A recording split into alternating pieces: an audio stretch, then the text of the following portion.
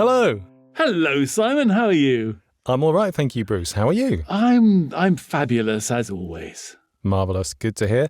And hello to all of you invisible people who we can't see or hear. Thank you for listening to us. Indeed. If you don't know what you're listening to, this is a weekly podcast called Factoraly. And the premise of this is that Bruce and I are nerds. And proud of it. Absolutely. Proud nerds. We love fun facts. We love useless trivia. And we pick a topic each week that seems, on the face of it, quite mundane. And we pick at it. And we look inside and we delve. And we find some interesting, fun, fascinating facts. And we present them to you lot, our listeners. That's right, we do. So what are we presenting this week, Simon? This week, Bruce, we are presenting curry. Ladies and gentlemen, curry! Do you like curry? I do like curry. I do love a... Well, let's... Okay, so, caveats. Curry is a weird word. Let's start off here and say, technically speaking, there is no such thing as a curry. Correct. Just like there is no such thing as a fish. As a fish, exactly. Or a seagull, or anything else. All those things we think of things aren't things. Yes, those. But there is a carry, isn't there? Ah, talk about carry. So a Carrie Fisher, is that? No, we talked about fishing on another episode. Oh, yes, that's right. So curry is a soup. Aha. It's a Tamil soup. But people over here just call anything that tastes a bit sort of cuminy and spicy and yes, turmeric-y and all those other nice, lovely things that go into a curry. They call it a curry. Yes, exactly that. So this word curry or kari, depending on your persuasion, K-A-R-I, first appears in the 16th century. It's a Tamil word, as you say, and it literally means a sauce. Oh, sauce. Okay. Which then became a soup, which then became a stew, which then became various other things. Yes. But there is no identifiable single dish that you can look at and say that is a curry. Even though you would go to a restaurant and you would order a vegetable curry or whatever it might be, curry does not exist in that sense. Oh, it doesn't exist. The curry houses not exist either. We've just opened up a can of curried worms here, haven't we?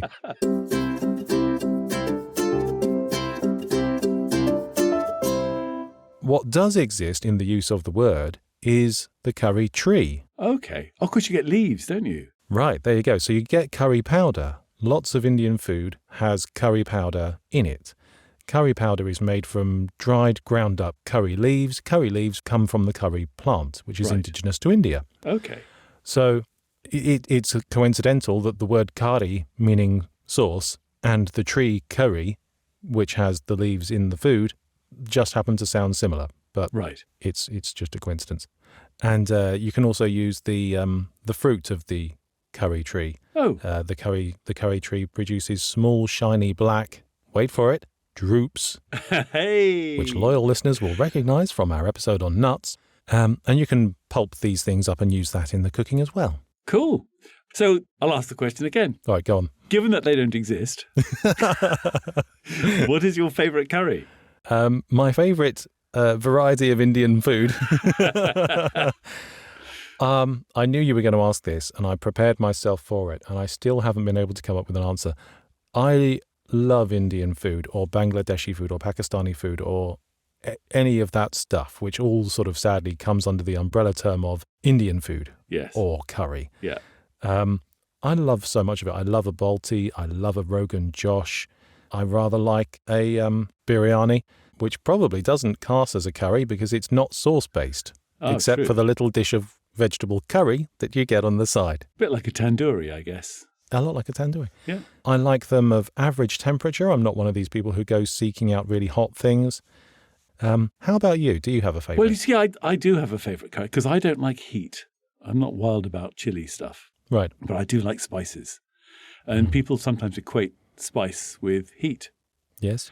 And for me, I actually really like a lamb pasanda. Oh, get in. Which is a very nice, creamy, gentle, mild curry with some kind of really nice bread it's like a keema naan or something. Oh. Just very nice things. Yes. Do you know, the problem with this podcast, we're voiceovers, okay? So we're very conscious of noises that come from our mouth. We call them mouth clicks. But I am salivating already.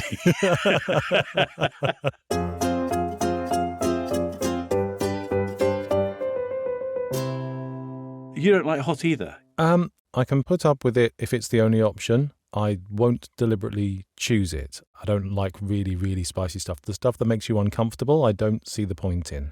So someone like Wilbur Scoville, for example, wouldn't have held any appeal to you. Wilbur Scoville, remind me? Scoville is a scale. This chap called Wilbur Scoville invented a scale. Oh, the heat scale. The heat scale. Yes. So things like, the hottest curry you can get is called a naga. Right. And that is 855,000 Whoa. on the Scoville scale. That is pretty hot.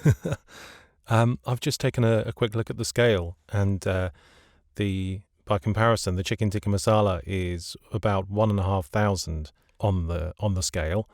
A vindaloo is 250,000 on the scale. So what was it? A naga is sort of 3 to 4 times hotter than a vindaloo. That's yikes. That is seriously, seriously hot stuff. I don't understand how that's enjoyable. I think you are just doing that for the bravado of it. I agree. But yes, no, I'm not into that. Me neither. So, what do you know of the history and spread of curry? Because obviously it starts off in India. Yes. But it seems to have spread to all corners of the world, really, doesn't it? Well, I know it's spread to sort of Africa and Japan and all sorts of other places. But what do you know about the spread? So we, in this country, had a reasonable amount to do with it because we used to have this nasty thing that we don't really talk about called the British Empire, which covered 3/4 of the globe at one point. And one of the areas that the empire had a hold over was India. Right. We did a lot of trade to and fro. We had the East India Company, and we had sort of officers and dignitaries living over in India. I think the East India Company had its headquarters in Bengal. Mm-hmm. And when our blokes came back to England, they brought some of their private chefs that they had employed over there with them. And they brought these recipes, these fantastic dishes that very few people over here knew about.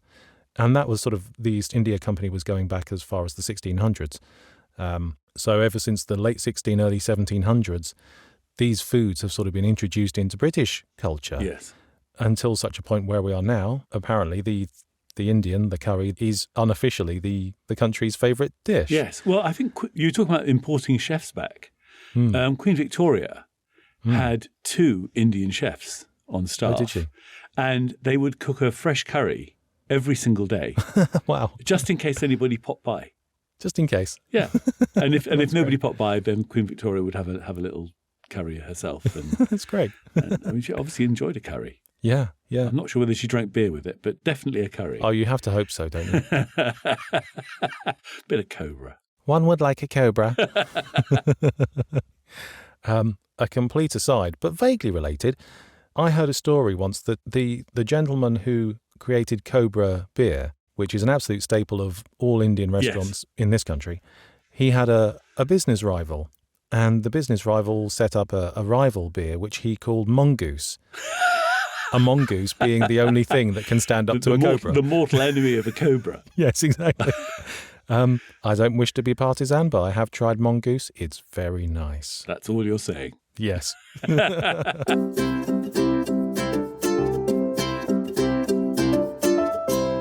But there's lots of other stuff that goes with a curry. There are sides and accoutrements galore. Would you like to talk about rice? Because rice is one of the big deals that goes with curry. I'd love to talk about rice. Let's do it. There are 40,000 varieties of rice. No way. Yeah. 40 with 3 zeros after. Yeah. 40,000 varieties of rice. It's a lot, isn't it? One of the most expensive is basmati. Okay. And interestingly, basmati, when it cooks, it gets longer but not thicker. Ah. So that's a property of basmati, which is fairly special. Is that right? It gets about twice as long when you cook it. Right. Never knew that. Uncooked white rice. Have a guess how long it lasts. You know, a best before. Right. 6 months. Okay. Higher. A year. Higher. 2 years. Higher. 5. Higher. 10. Higher. A century. No, you've overshot. Done it. Uncooked white rice will last up to 30 years. No way. Oh, yeah. So that bag of rice I've had sitting in the cupboard for the last year or so, yep. That's still got another 29 years left in it. It has. So long as it's kept properly, it'll keep for 30 years. That's astounding. I know.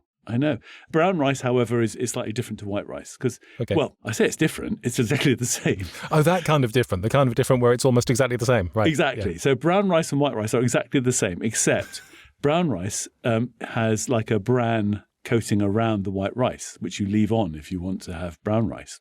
Oh, I see. Okay. And that'll only last 3 to 6 months because the bran will go off. I see. But if you've taken the bran off and just retain the white rice, that'll last you a long time. Fascinating. And then you obviously got your side order of rice, basmati rice or something like that. Yes. And then you also have a naan bread, which is like a flat bread, which is basically it's stretched and then sort of slapped on the side of an oven and cooked on the side of an oven. I've seen that. Yeah, they actually fling it to the outside of the clay oven, don't they? And it just heats up and then you peel it off. Yes. Yeah. Sometimes you have to build a special oven for a naan bread, especially when it's 10 foot by 4 foot. That's big. That's the biggest naan bread that was ever made. It was the equivalent of 167 normal naan breads. Good grief. And it took 8 people to carry it. Oh, my word. Since we're dipping into that sort of area, I've found the world's largest dosa. I had to actually look up what a dosa was. A dosa is sort of like a savoury crepe. Right. There was a food brand in India called MTR, who only this year, in March 2024, they created a 123-foot-long dosa. Okay. It's quite big, isn't it? That's huge. Yeah, it was a shameless self-promotion thing, but good for them. Goodness me. But the other thing, of course, you get on the side is poppadoms. You do. I do like a poppadom. Are you a karate chopper, or do you take one of your own? I take one of my own, I put it on my side dish, and I break it gently and neatly into pieces. See, I go out with people who are a little bit more, shall we say, extrovert than that. Fine. And basically, as soon as the poppadoms arrive, it's like whoever is the first one to just smash it with the side of their hand. But then how do you know that everyone has had their equal share? Well, you don't. Oh, I can't cope with that.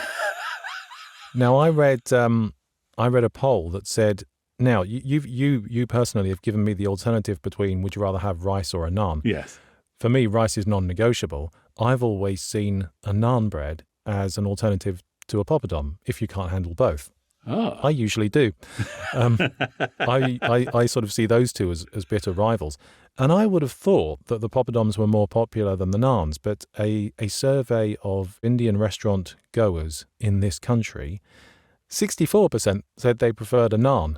24% said they preferred a poppadom. The others didn't really have an opinion. But that was staggering. I would clearly have thought that poppadoms would be more popular than naan breads. I stand corrected. Ah. There's very little, and apart from the really super hot ones, there's very little that I won't eat. Yes. And my excuse is that they are very, very healthy. Are they? They are. I mean, chili is an anticoagulant, which is good to stave off heart attacks and strokes. Turmeric, really good anti-cancer and joint health. Cumin, antioxidants and antimicrobial. Right. There's a lot of stuff in a curry that actually is very healthy for you. So you can actually say it's a health food. Fantastic. Does that compensate for the inordinate amounts of cream and butter and things that go into it as well? It does. It does. It definitely offsets it. That's good. That's good to know. There was a record, like I said, sort of Indian food first came here in the late 1600s. By the early 1700s, London coffee houses were serving curry. Oh. You could go in for a curry and a coffee. The first record of one is the Norris Street Coffee House in London's Haymarket. They were selling curry in 1733. Wow. Which is far earlier than I would have expected. And then various others followed, quite a big influx of them in the 1800s. And there was a report in a publication that was extolling the virtues of eating this stuff. And it reported that this food from the subcontinent, as they called it back then, was useful for stimulating the stomach, invigorating your blood flow, and it is also vigorous for the mind. So even back in the early 1700s, they were saying exactly what you've just said. They recognise the health benefits of a curry. Yeah. Fantastic. Nowadays, in the UK, we have quite a lot of I'm going to call them Indian restaurants. Or we could call them curry restaurants. Which would you rather? Well, I don't know, because Indian restaurants isn't correct, because the vast majority of Indian restaurants are actually Bangladeshi. Yes. Let's call them curry restaurants then. But then there's no such thing as a curry. And then you go to Birmingham and they're suddenly called Balti houses. Yes. So that just throws an extra spanner in the works. I know. But whatever you call them, there are a lot of them. There are. How many are there? About 2/3 of all takeaway restaurants are curry houses. Really? Yeah. Crikey. About 10,000 roughly. I mean, I saw that figure. I just thought that seems way too low. But the 2/3 of all restaurants, all takeaway restaurants, are curry houses. Wow, that's a lot. I saw a similar figure. I also saw that Indian restaurants, people can't see me applying the air quotes, but Indian restaurants employ around 100,000 people in this country. Wow. And they generate a revenue of around £4.2 billion a year. So this nation really does like a curry. We do, don't we? What's our favourite? Very, very favourite curry. Now, this has to be the tikka masala, doesn't it? It does, the chicken tikka masala. What can you tell me about that? This will have to be from memory because I forgot to research it. Okay. But I seem to remember that if you're pronouncing it, you have to go chicken tikka masala. Tikka masala, because it came from Scotland. Aye, it did. It was somebody who was given a tandoori chicken. Yes. And thought it was a bit dry. And said, "Where's my gravy?" And so the waiter went back to the kitchen and said, "There's a guy outside who wants some gravy with his chicken tikka." And the chef said, "Okay, what have I got? I've got some spices, got some cream. Oh, I got a can of Heinz tomato soup." So basically combined Heinz tomato soup, cream, and Indian spices, and made a sauce for this guy to go with his chicken tikka. Now, I really hope that's true. I've read reports that say that's completely apocryphal, but I really hope it's true. I can totally see that from the colour point of view, because a chicken tikka masala is ostentatiously red, isn't it? It just really is. But I can't taste tomatoes in it at all. I have no idea what the components of a tikka masala are, but I wouldn't say I tasted tomatoes in it at all. But it's a lovely story. I do hope it's true. I think it's true. Let's assume it's true. There are things in the world that you don't know whether they're true or not. There are some things which are like that, which you go, nah. Yeah. But there are other things in life where you go, do you know what? That's a nice story. Why not? Yes. Why not? It's not doing anyone any harm to believe that. Exactly. Let's give them the benefit of the doubt. Yeah. I mean, that chicken tikka masala is really popular. And bizarrely, we export chicken tikka masala to India. No, do we? We do. How bizarre. I know. It's not, I mean, we invented it. Why not? The Indians haven't got a clue what it is because it's never really appeared in their cuisine. Now, I find this interesting because it was invented in Scotland, yes, but it was invented by an Indian chef in an Indian restaurant in Scotland, and therefore it's completely authentic. But the folks back home would never have known anything about it. I only recently learned that the doner kebab was invented in Germany. Oh, that's why there are all these German doner places. Yes. So doner, D-O-N-E-R, it has the two little dots above the O. Doner. The omelette? Yeah, umlaut. Umlaut, thank you. Not an omelette. It replaces an E after the vowel. Yes, that's right. Yes, obviously completely authentic. You know, the kebab restaurant was run by people from eastern climes. I don't actually know where kebabs come from. That's another subject. Yes. But because it was invented in Germany, it gets a German name. Do you know of another Indian dish that was also invented in this country? Tell me. The balti. No. Oh, of course. Yeah. Is that in Birmingham? In Birmingham. Yes. So if the chicken tikka masala was invented in Glasgow around the 70s, the balti was invented in Birmingham around the 1980s. I think the nicest thing about a balti is that it actually means bucket. It does mean bucket. Isn't that a great fact? It's a bit like, Kentucky Fried Chicken. The only other thing I know that you can actually acceptably have in a bucket. Brilliant. Yes, the word originally means bucket. It then came to be the definition of a shallow sort of metal cast iron dish. Those are called balti dishes. And therefore, this dish was invented in Birmingham and served on a balti dish. And therefore, it became known as a balti. Is this like serving chips in a wire basket and yes, very much serving like steak that. on a roofing on a roof slate. tile? Yes, exactly.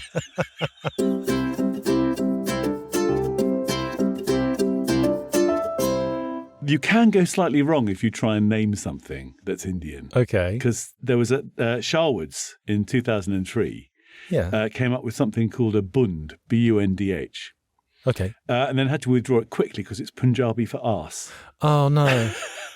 Oh, no, you really don't want to be going around eating something that's named after a bottom, do you? No. Now, you talked briefly about the fact that the curries have sort of made their way around the world. I had a look at a few other national traditions of currying. It's interesting to sort of see the different variations of these spicy dishes that occur in each country. In Japan, they do sort of very traditional, curry and rice, but it's less spicy. They use a lot of pickled vegetables. Yes. Vietnamese curries use a lot of coconut milk, potatoes, and cashew nuts. Okay. So you kind of add whatever you've got in the local area, In Thai food, they use a lot of chilies, lemongrass, seafood, because they can get it in that area. Can you explain to me why a Thai green curry is hotter than a Thai red curry? Because to me, red should mean technically that it's hotter. I can and I can't. I can tell you why Thai curries have different colours. Okay. It's because of their ingredients. And why don't they have an amber one if it's a traffic light? Well, there is a yellow one. Is there? But it doesn't work in the same system. Okay. Thai red curry uses red chilies. Thai green curry uses green chilies. Thai yellow curry uses turmeric and no chilies. Okay. So they are literally the colour of the ingredients that are there within. I would have assumed red chilies were hotter than green chilies, and therefore I would assume the red curry to be hotter than the green curry. Yes.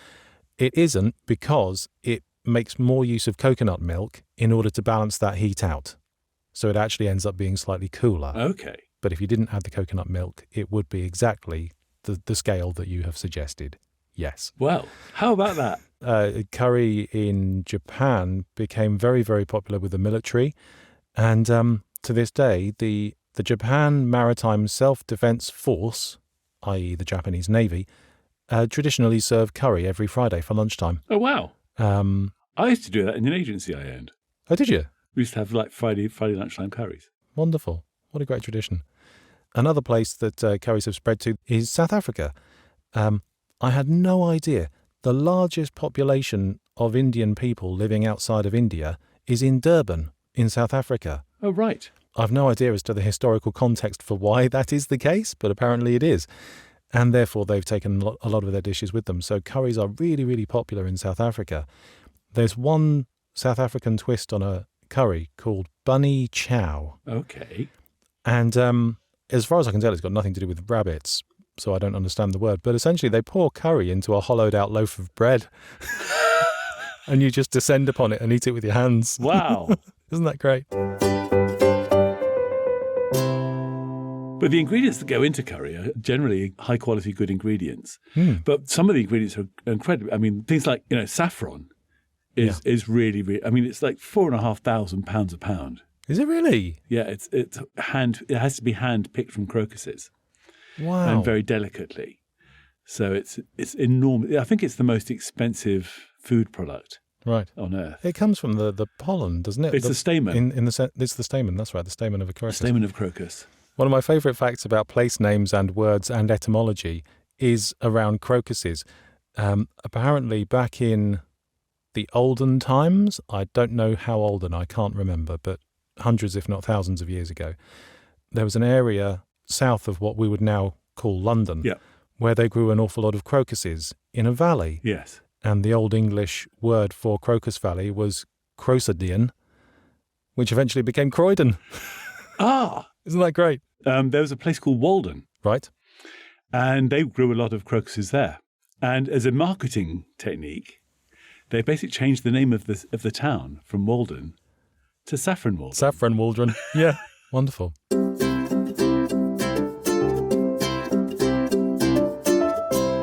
Although saffron's very expensive, it doesn't make the most expensive curries. Okay. The most expensive curry that I could find, and you may have found a more expensive one, I'm not sure. I never looked at price, so you've got this one hands down. Okay. Well, we were talking about like the heat of a curry being like a boy's challenge. Yes. I think there's like a city boy type challenge as well, Okay. which is like to spend the most money that you possibly can on like a bottle of wine or on Yes, of course. whatever. The largest bottle of champagne. Yes, exactly. If you go to the Bombay Brasserie, I don't know if they still do it. They probably don't. But the Bombay Brasserie in London, they sold a thing called Samundari Khazana. Okay. And Samundari Khazana would set you back £4,000 a portion. It had gold in it and stuff. Oh my I goodness. know, edible gold and all sorts of weird things. That's just silly. Yes. Yeah, why would you pay £4,000 a portion? It's just very Purely silly. because you can. I know, and because it's showing off to your friends. Yes. But to quote Jurassic Park, as I often do these days, you were so busy thinking about whether or not you could, you didn't stop to think if you should. That's very true. There's a very useless fact, which is, frankly, what this podcast is all about. Yes, absolutely. Which is in Switzerland, in Cluedo, the character of Colonel Mustard is called Madame Curry. Really? Yeah. How did you come up with... I mean, that is such a tangent, Bruce. Oh. Isn't that silly? It's definitely Madame Curry, not Madame Curie. Well, yes, exactly. Definitely Madame Curry. I mean, because like mustard is in Switzerland, mustard is quite mild. You know, is it? Okay. Yeah, it's got that sort of senf feel to it. It's like the sort of like the stuff you get with frankfurters and things. It's very nice. Okay. Yes. Yeah. Yes. Okay. Whereas in Britain, that Colonel Mustard means kind of like mustard. Yes. Hot. Strength. So Madame Curry. I don't know why they changed gender and reduced in rank, but oh, wonderful. There you go. I hadn't realised that mustard is actually used in quite a lot of Indian cooking. Is it really? Yeah. So curries, which don't exist, are actually quite old. We already talked about how old the word was, Yes. but there was an archaeological dig in Pakistan, which came up with remains dated to about 2600 BC. And in this dig, they found a pestle and mortar with traces of fennel, cumin, and mustard. Ah. And the skeletons that they excavated as well also had traces of these things in the human remains. So people have been eating this kind of food in this kind of area since 2500 BC. So it's quite old. Wow. Did they manage to find lots of like toilet paper like hanging around in the back of the cave? It didn't say so, no.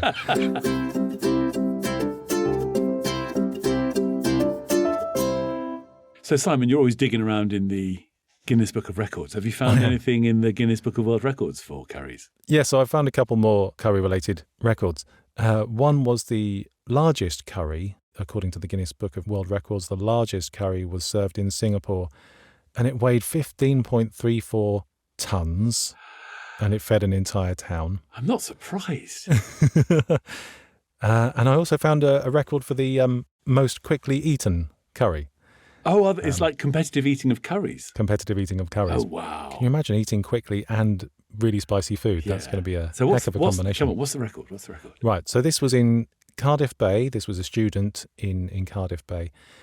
He was eating at the British Curry Club restaurant, and it was Save the Bengal Tiger Week. Okay. So the restaurant was putting on these events to raise money. And this young chap, this student, ate 500 grams of vindaloo. Impressive. Pretty hot stuff in 2 minutes and 35 seconds. How many grams? 500. So that's a pound. Sure. A pound of curry. In 2.5 minutes. Jeez. There was no record of stating how he felt afterwards. No. But one can only imagine. But being a student, Standard fare. Nothing else to do in the afternoons anyway. Yeah.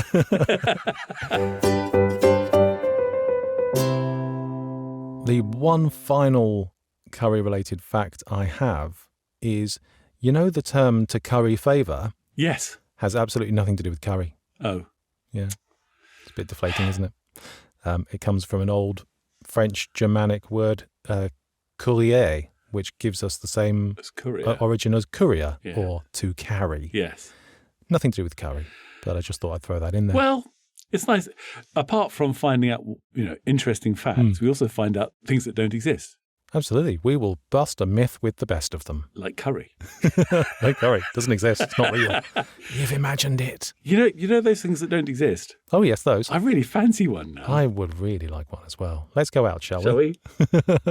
In fact, everybody who's listening to the episode, within the next week, See if you can get yourself a curry. Yes. And you can tell us about your experiences. You can go to our Facebook page. You can go to our website, factoraly.com, and you can comment. You can tell us about your best/worst experience of a curry. Oh, yes. So there we go. That is the end of another fabulous, fascinating, fact-filled episode of Factoraly. I love an alliteration. Thank you for coming. Until next time, thank you for listening to Factoraly. Goodbye. Cheerio.